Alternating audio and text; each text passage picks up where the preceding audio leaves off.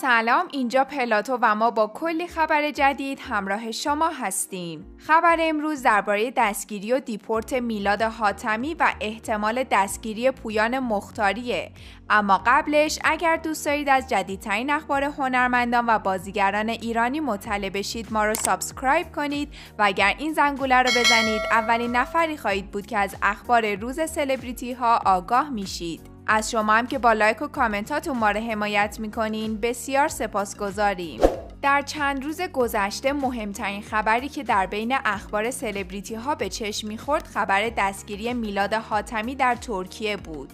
ماجرا از این قرار بود که روز پنجشنبه فیلمی از میلاد منتشر شد که اونو در یک ماشین پلیس ترکیه در حال گشتن در استانبول نشون میداد که این موضوع باعث عصبانیت مردم و در نتیجه بازداشت میلاد شد. علاوه بر این پلیسی که در قبال دریافت پول حاضر شده بود ماشین پلیس رو در اختیار اون قرار بده هم دستگیر و از کار معلق شد.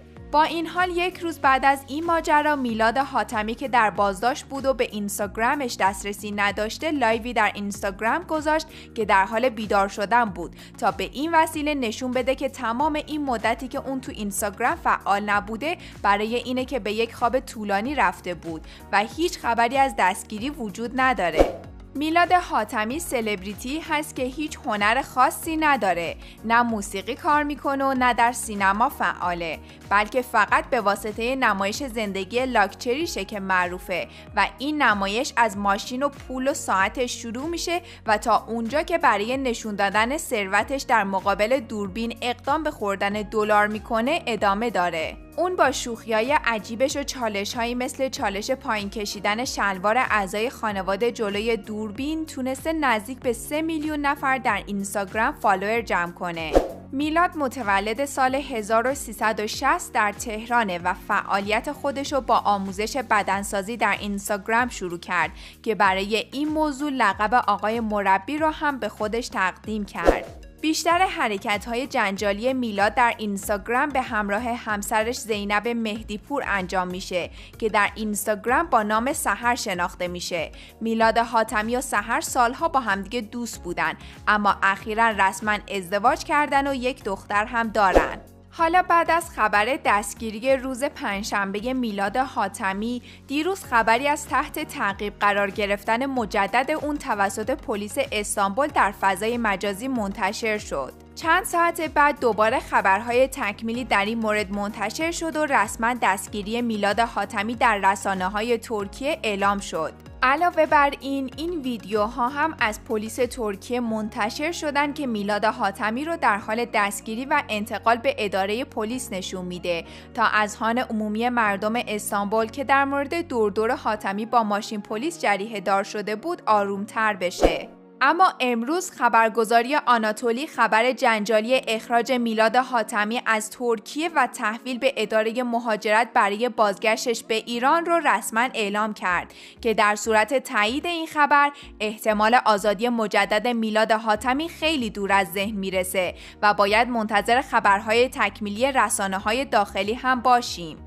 علاوه بر این خبرگزاری در بخشی از توضیحات این خبر نوشت میلاد حاتمی پیشتر نیز در اقدام عجیب دیگر با خودروی لوکس به فروش هندوانه در خیابان‌های استانبول پرداخته بود. این شهروند ایرانی در پی این اقدام جریمه و خودروی او برای مدت 15 روز از تردد در معابر عمومی به دلیل استفاده نامناسب از وسایل نقلیه خارج از چارچوب قانونی تعیین شده منع شده بود. غیر از این خبرگزاری محسن افشانی هم که بعد از انتشار ویدیویی از تصویر حساب شخصی میلاد حاتمی با اون دل خوشی از میلاد نداشت در کنار خبرگزاری‌ها لحظه به لحظه خبرهای دستگیری میلاد رو در اینستاگرام خودش منتشر می‌کرد.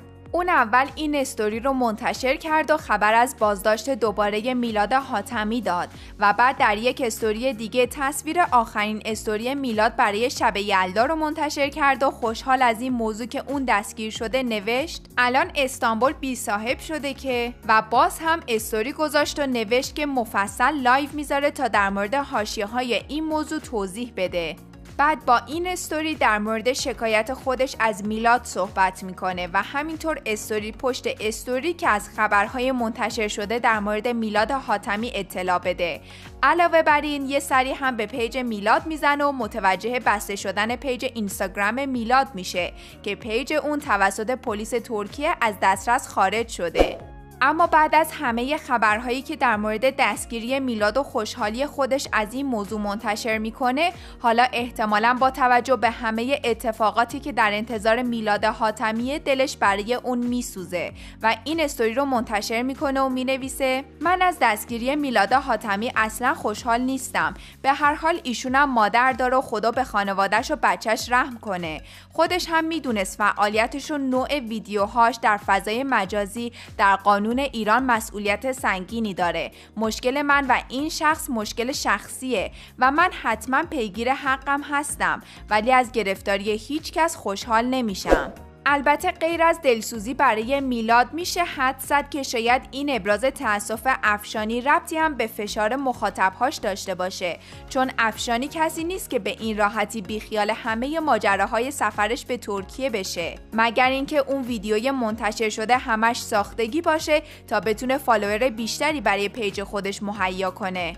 غیر از افشانی، فردین هم در این مورد اطلاع رسانی کرد و اول این دو استوری رو گذاشت که فیلمی از دستگیری میلاد بود و نوشت از جزئیات خبر اطلاعی نداره. بعد این استوری رو گذاشت و توضیح داد که پیج میلاد توسط پلیس از دسترس خارج شده و قراره اون به ایران تحویل داده بشه. میلاد حاتمی در حال حاضر 2 سایت شرط بندی داره. اون با استفاده از اینستاگرامش فعالیت‌های تبلیغاتی این 2 سایت رو پیش میبره و ادعا میکنه که مخاطبهاش ماهانه با بازی کردن در سایتش میتونن درآمد نجومی داشته باشن.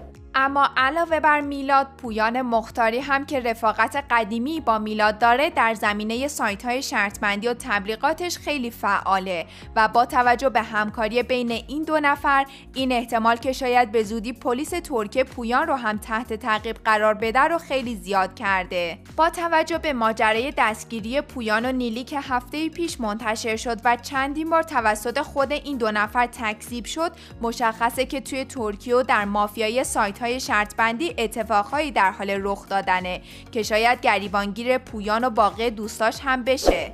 اما غیر از این خبر دستگیری میلاد که حالا منتشر شده، یک بار دیگه در خرداد ماه امسال اون مدعی شد که توسط پلیس اینترپل بازداشت شده، اما بعد از اون مشخص شد خبر دروغ بوده. ولی این بار با توجه به انتشار فیلم ها و تصاویر دستگیری میلاد میشه از واقعی بودن این خبر اطمینان داشت، ولی هنوز باید منتظر خبرهای تکمیلی باشیم.